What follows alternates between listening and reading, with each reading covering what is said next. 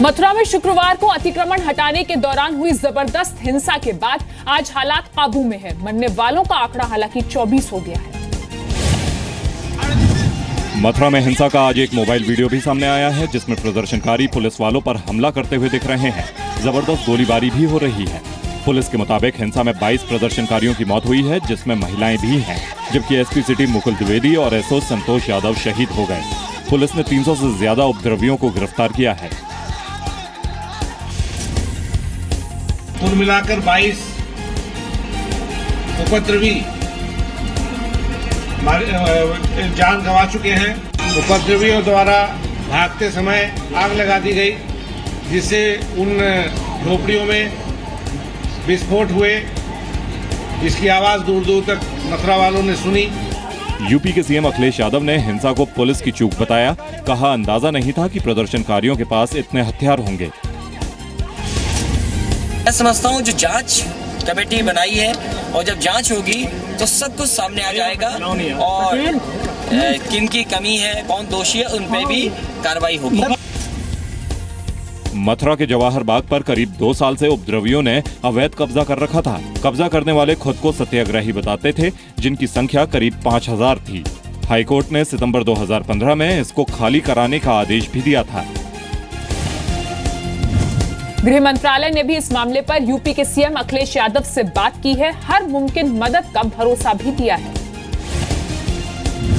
मथुरा में हुई हिंसा में शहीद हुए एसपी सिटी मुकुल द्विवेदी और एसओ संतोष यादव को आज श्रद्धांजलि दी। मथुरा के साथी पुलिस वालों ने जान गंवाने वाले जांबाज एसपी सिटी मुकुल द्विवेदी और एसओ संतोष यादव को नम आंखों से विदा किया। यूपी के डीजीपी जावेद अहमद ने भी शहीदों को नमन किया। एसपी सिटी मुकुल द्विवेदी और एसओ संतोष यादव को राजकीय सम्मान के साथ आखिरी विदाई दी गई। यूपी के सीएम अखिलेश यादव ने ट्वीट करके शोक जाहिर किया और 20 लाख के मुआवजे का ऐलान भी किया। जाबाजों के निधन पर उनके परिवार से मेरी गहरी संवेदना। मेरी सरकार परिवारों को हर संभव मदद का भरोसा देती है।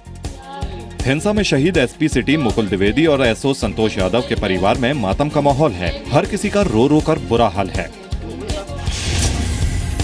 अच्छी जगह देंगे हमने, अच्छी जगह नहीं चाहिए, मुझे मेरा बेटा चाहिए।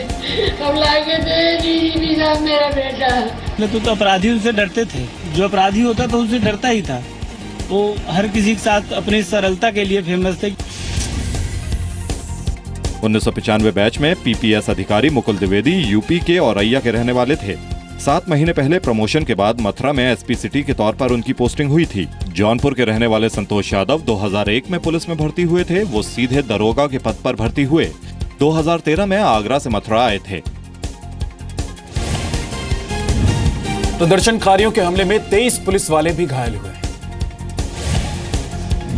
मथुरा में हुई हिंसा सोची समझी साजिश थी। सत्याग्रह के नाम पर उपद्रवियों ने पहले से तैयारी की थी। हिंसा के बाद जवाहर बाग पार्क से पुलिस ने भारी मात्रा में हथियार बरामद किए हैं, जो सबूत हैं कि प्रदर्शनकारी पहले से ही हिंसा के लिए तैयार थे। जो पेड़ों के नीचे लोग खड़े हुए थे, उनके द्वारा ईंटा पत्थर और बाद में लाठियों से प्रहार किया गया पुलिसकर्मियों के ऊपर।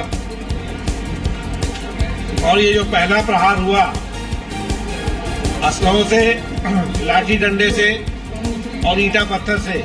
जवाहर बाग में प्रदर्शनकारियों को रोज गुरिल्ला वार की ट्रेनिंग दी जाती थी। जिस वक्त पुलिस पहुंची, 40 से 50 महिलाएं पेड़ पर बैठी थीं और सभी के हाथों में हथियार थे। इतना ही नहीं, प्रदर्शनकारियों की अगुवाई करने वाले राम वृक्ष यादव पर भी सदर तहसील पर जानलेवा हमले के अलावा और भी कई आरोप हैं।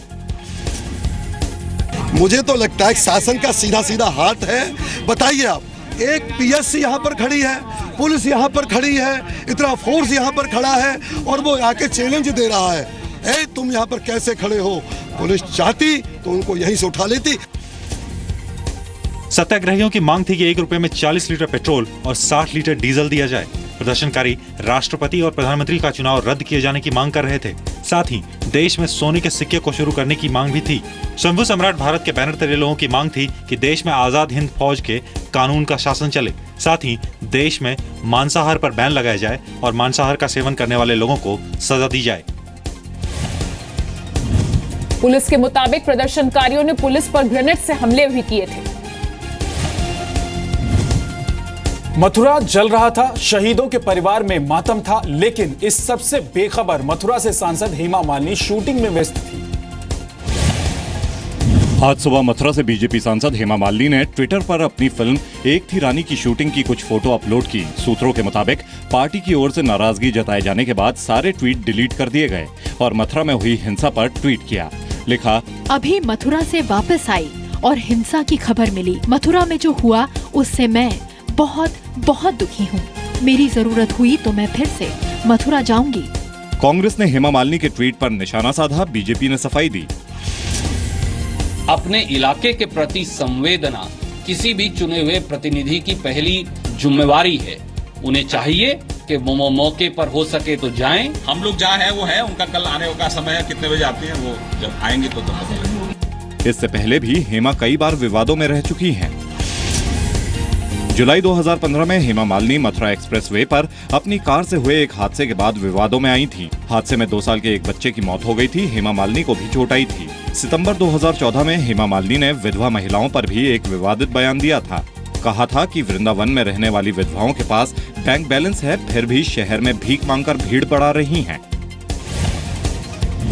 हेमा मालिनी 2014 के लोकसभा चुनाव में बीजेपी के टिकट पर सांसद बनी थी।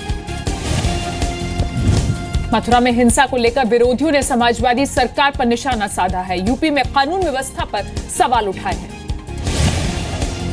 समाजवादी पार्टी के नेता नरेश अग्रवाल ने मामले में लापरवाह अधिकारियों के खिलाफ कड़ी कार्रवाई का भरोसा दिया। बीजेपी ने यूपी में आम लोगों की सुरक्षा पर सवाल उठाए। बीएसपी ने राज्य में गुंडा राज बताया। तो कहीं न कहीं इंटेलिजेंस का फेलियर भी हम मानते हैं। अराजकता है, एक तरह से आप कहते हैं अराजकता की स्थिति उत्तर प्रदेश में है। जिस तरीके से समाजवादी पार्टी सरकार बनते ही गुंडे, माफिया, अपराधी, अराजक तत्व बेखौफ कानून की धज्जियां उड़ाते रहे हैं, उसी का एक नमूना मथुरा की भी घटना है।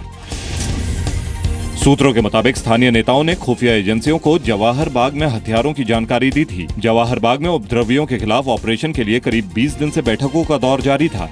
यूपी के प्रमुख गृह सचिव और डीजीपी ने मथुरा के अधिकारियों के साथ इस मामले पर वीडियो कॉन्फ्रेंसिंग भी की थी।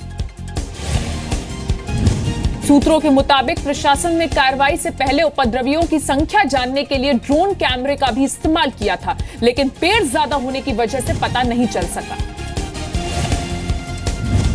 दिल्ली के अपोलो हॉस्पिटल में किडनी रैकेट का पर्दाफाश हुआ है। पुलिस ने 5 आरोपियों को गिरफ्तार किया है। एक को पूछताछ के लिए हिरासत में लिया गया है। मामला साउथ दिल्ली के अपोलो अस्पताल का है। असीम नाम का शख्स किडनी रैकेट का मास्टरमाइंड बताया जा रहा है, जो किडनी ट्रांसप्लांट के जरूरतमंदों को गैरकानूनी तरीके से किडनी बेचता था। गिरफ्तार आरोपियों में 2 अपोलो अस्पताल के डॉक्टरों के पीएस भी शामिल हैं। पुलिस अपोलो अस्पताल के एक डॉक्टर से भी पूछताछ कर रही है।